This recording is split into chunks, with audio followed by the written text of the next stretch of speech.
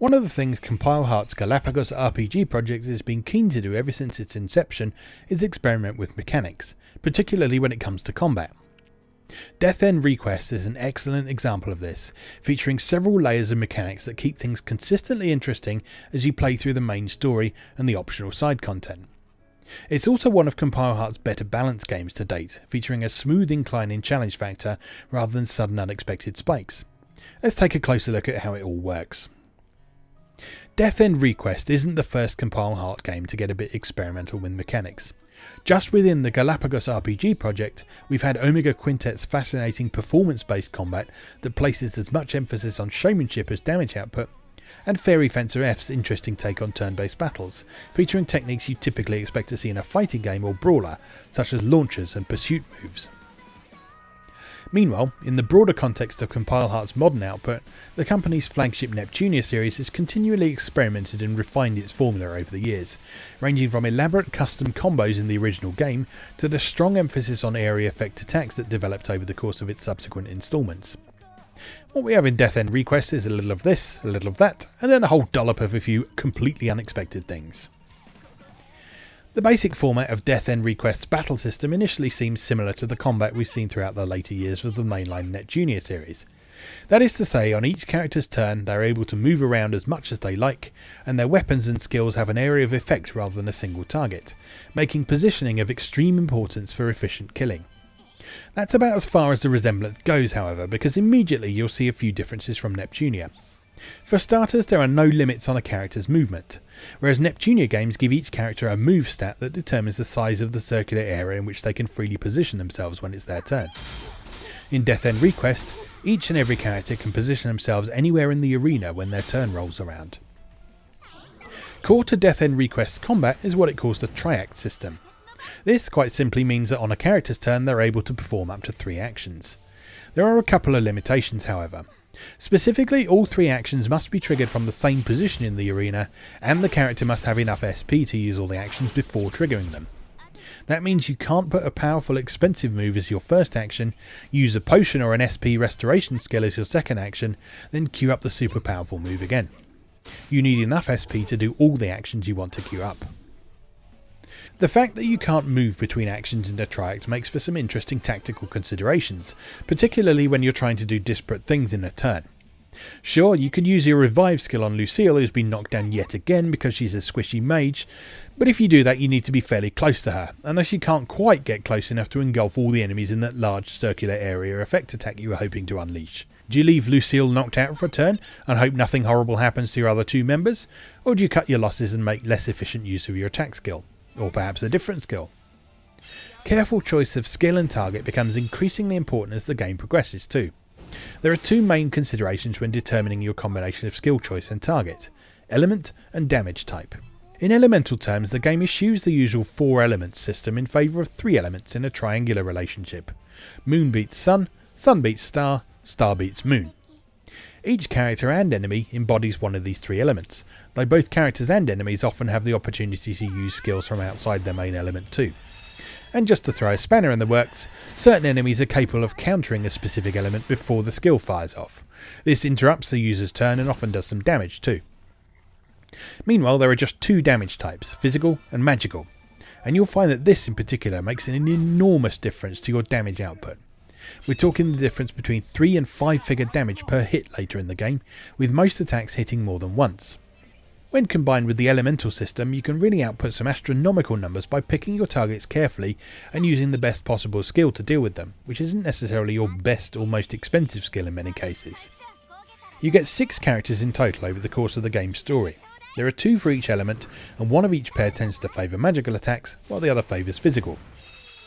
These characters all have their own unique loadout of skills, which means that they all feel useful at various times, though there is thankfully some crossover with useful abilities such as healing and revival skills.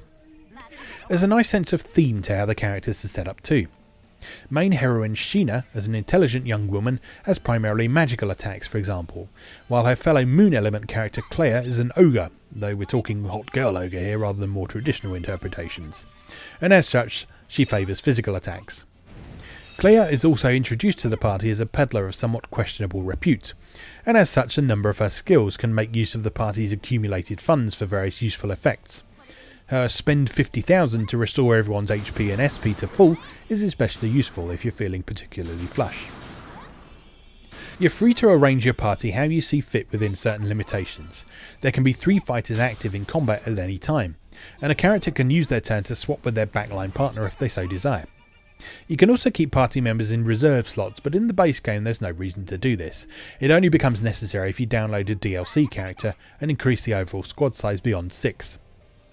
Taking the elemental system into account, it makes most sense to pair up characters with different elements, allowing you to bring both characters of a single element to the front lines if facing a particularly powerful enemy with a specific weakness, or to swap out a character who's continually getting hit in their weakness by a particularly troublesome enemy. So that's the basics. Now we get into the interesting stuff. First up is the knockback system, which you're quickly introduced to early in the game. Use a full triact of basic attacks or a skill with the knockback property and you'll get an extra free 4th hit at the end of your turn, which will send the enemy flying backwards, with the distance they fly according to their hidden weight stat. Besides taking a bit of damage from the extra hit, they'll also take additional damage if they collide with another enemy or the arena boundary, and knocking an enemy into one of your party members will allow your ally to get a free hit on them, sending the enemy flying once again for even more damage. In practice, the amount of damage you do using the knockback system becomes fairly negligible by about halfway through the game, but it remains useful for another purpose: clearing out field bugs. Every battlefield in Death End Request is infected with bugs, representing the corruption within the World Odyssey game in which Sheena is trapped. The exact effect of stepping on one of these while moving around in combat varies according to the colour you tread on, but they usually at the very least deal a bit of damage to you while restoring some of your SP. Some also confer buffs up to and including complete invincibility for a short period, but others have immediate negative effects such as inflicting poison or stun on your character, with the latter prematurely ending their turn before you have a chance to trigger your triact. Frustrating, but usually entirely your own fault. These bugs can be cleared out with no ill effect to your characters by knocking an enemy through them. The enemies take a bit of damage from this and enjoy none of the positive or negative effects you might get from them, so you don't have to be accurate or tactical about this, just sweep them away. The reason you might want to do this is that when the amount of bugs on the field is 50% of its original value or less, you can enlist the assistance of male protagonist Arata Mizunaishi. Mizunaishi is not trapped in the game like Sheena is. He's accessing it from his laptop in the real world, and has access to the back-end code that powers everything. Clearing out sufficient bugs allows him to make use of various techniques that will bring you an advantage in battle. There are 3 main categories of assistance that Mizunaishi can provide, each of which take the place of a character's normal turn if they choose to trigger them. The first of these is Code Jack, which has some sort of immediate effect either on your characters, the enemies, or the battlefield itself. As you progress through the game, you'll get more options for this. Some allow you to debuff enemies or buff the party, while others manipulate the bugs on the field to become a particular, more advantageous type, making SP restoration and the acquisition of buffs easier. The second of these is perhaps the most interesting: Install Genre. Here, you can temporarily switch to a different style of play for a short period and make use of that as a special attack of sorts. You begin with the shooting genre, which allows you to continually attack and knock back enemies for as long as your character has SP remaining, but as the story progresses you unlock 5 others. The slot machine genre allows you to bet your current character's HP against 3 spinning reels, with more HP bet corresponding to a larger effect on whatever combination comes up. There are various effects that can occur according to the symbols you get on the reels. This includes one extremely frustrating option that heals both you and all the enemies on the field back to full health, best avoided during difficult boss fights. The puzzle genre switches to an overhead perspective of the battlefield and makes yellow and green squares appear on the ground. Using your current character, you then have 3 free attacks with a strong knockback effect, and using these you must clear out as many green squares as you can by smashing enemies through them. After your 3 attacks, all enemies will be hit by a blast whose strength is determined by how many green panels you cleared. Next is fighting, which places you in a side-on perspective and allows you to use strong, medium or weak attacks to hit enemies in succession. You have a limited number of action points in this mode, with stronger attacks consuming more, so it's worth saving the strong attacks for more powerful enemies. Then we have billiards, which is similar in execution to puzzle. Here we once again get a top-down view of the arena, but this time there are black holes, or pockets if you will, distributed around the perimeter. Knock an enemy into a pocket and they'll take a massive amount of damage, and like the puzzle mode, this will be followed up by a blast attack whose power is determined by your performance in the minigame. Finally, there's action, in which you can jump on enemies' heads like in a 3D platformer, with damage resulting from successful squishes. These genres might seem like silly gimmicks, and for sure there's definitely amusing novelty value here, but they're actually very useful as special attacks in various circumstances. Billiards is really helpful for dealing with enemies that are spread out across the battlefield, for example, while shooting is good for dealing heavy damage to a boss, so long as you have the SP to use as ammunition. The final category of assistance Mizunashii can provide in combat is summoning Entoma Queen bosses the party has previously felled, each of which represents a major instance of corruption in the game world. Each summoned queen takes up residence on the battlefield for a few turns, has a couple of opportunities to attack, and tends to attract the attention of most enemies away from your party, but probably the most useful characteristic is the fact they bring a passive skill with them when they're present. The ones which increase your party's maximum HP or SP also fully refill the attribute in question, making them very useful for recovery and regrouping. Elsewhere, more offensive options might allow you to, for example, reduce enemy weights, thereby increasing the distance they'll fly when suffering knockback. There's a trade-off with all of Mizunashii's abilities, however. Making use of them causes the field bugs to come back, and if a character is standing in a position where a field bug appears when their turn starts, they'll immediately suffer its effects. With this in mind, it's worth remembering how the field bugs were arranged before you cleared them, and positioning your characters accordingly, just in case Mizunashii's intervention isn't quite enough to see the battle through to its conclusion. Field bugs play into another system too, the glitch mechanic.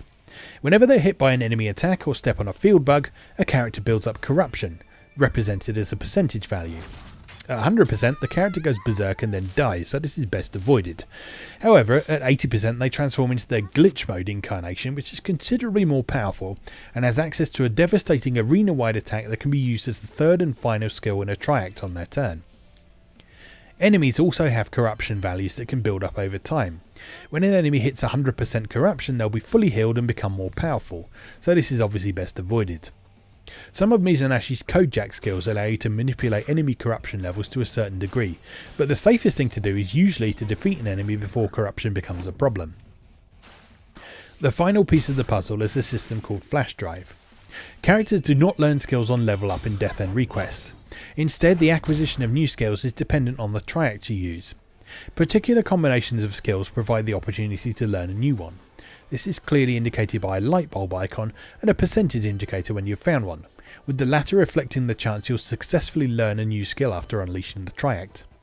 This chance increases as you gain in levels, and success immediately triggers the new skill as a free fourth action for the character, allowing you a quick preview of what it offers, be it offensive, defensive or supportive in nature. The interesting wrinkle here is that characters learn more skills than they can have equipped at any one time, presumably in homage to the hotbar structure many modern MMOs use today. Up to 3 palettes of skills can be saved for each character, though they can't be switched between mid-battle, only from the field menu, so in order to unlock all the flash drives for all the characters, you'll have to experiment somewhat with various combinations. For the most part, these combinations make a certain amount of sense. Using a basic healing ability twice unlocks a more powerful healing ability.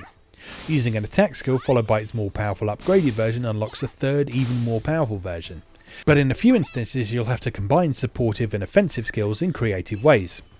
Thankfully, the light bulb icon and percentage indicator takes some of the guesswork out of things, and at least means you won't waste turns using combos that definitely don't do anything. Death End Request's main scenario gradually increases in challenge factor as you progress, with damage types and the relationship between elements becoming increasingly important the further you go in the game. The early game is clearly designed to be romped through fairly quickly, as levelling goes at a pretty breakneck pace up until 60, at which point the experience required for a level up increases dramatically. This can be interpreted as an homage to the traditional MMO structure, which tends to have relatively quick levelling to the game's respective cap, and then more gradual progression beyond that at the endgame, primarily based around gear. Death End Request doesn't cap at 60, but the more gradual progression from this point onwards feels like the slower pace of a typical MMO's endgame, which would be entirely in keeping with the concept of the experience. Equipment can make a massive difference to how a character performs, particularly late in the game, and there are various options available at each effective tier of weapons rather than straightforward linear vertical progression. This keeps things interesting and forces you to make some difficult decisions at times. Do you keep the increased attack value or switch out in favour of having more SP to spend on powerful skills? Each stat also caps at 999, meaning you can potentially switch to different pieces of equipment as the character's natural baselines for the stats in question rise high enough. In other words, if you could get, say, Celica's physical attack rating to 999 entirely through a combination of her accessories and her level, you could switch out her weapon for something that eschews a physical attack bonus in favour of larger increases for the areas in which she's weaker, like agility for example, which not only determines combat initiative but also chance to hit. This is equipment done right, an absolute heaven for min-maxers, like, most hardcore MMO players. Towards the mid to late game you also gain access to the Pain area. This long optional dungeon houses a series of challenging encounters, but also plays host to rare drops and valuable equipment, and thus is a good place to test out new skill loadouts, combinations of equipment and various tactical options, particularly as you won't hit a game over if you're defeated here, you'll just get kicked out. Thankfully you don't have to run the whole 5 floors in one go, as reaching the midpoint of a floor or a completely new floor activates a checkpoint that you can later return to in exchange for a fee, allowing you to exit and restock, save, or just take a break when you see fit. The Pain area is in many ways the raid of Death End Request, offering the most significant rewards for the stiffest challenge, and requiring a bit of time and energy investment to see in its entirety. What we can take from all this is that while Death End Request makes no real attempt to actually play like a fake MMO in the same way as the Dot Hack and Sword Art Online games, there are plenty of elements in its mechanics and structure that demonstrate a clear understanding of how things are done in these games and what is important to their players. On top of all that, the mechanics that form the basis of its combat system, the core of its main mechanical elements as with most RPGs of this type, are immensely solid, highly creative and pleasingly different from the conventions and norms we've come to expect. There are enough recognisable things here to keep things accessible, but plenty of new twists on established formulae keep things interesting and provide the whole experience with a delightful feeling of discovery as you uncover new strategies and mechanics and learn to use them to your advantage. Mechanically, it's definitely one of Compile Heart's strongest to date, and yet another example of this developer's delightful growth in confidence and creativity over the course of the last couple of console generations.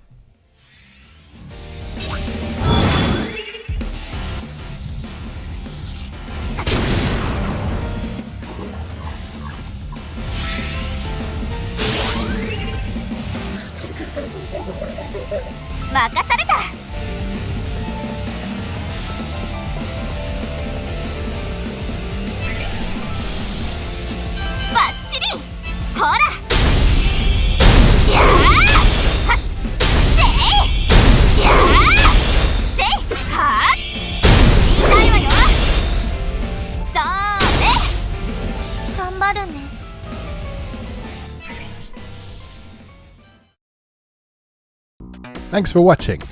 If you enjoyed this video, please help out the channel by leaving a like or a comment and subscribing.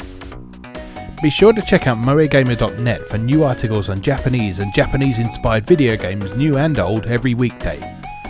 Every month, Moegamer features an in-depth exploration of an individual game or series as its cover game, so be sure to check the archives to see if your favourite has had a deep dive yet. If you'd like to support the site directly, please consider becoming a patron or buying me a coffee. You can find links to do both down in the video description. Thanks again, and I'll see you next time.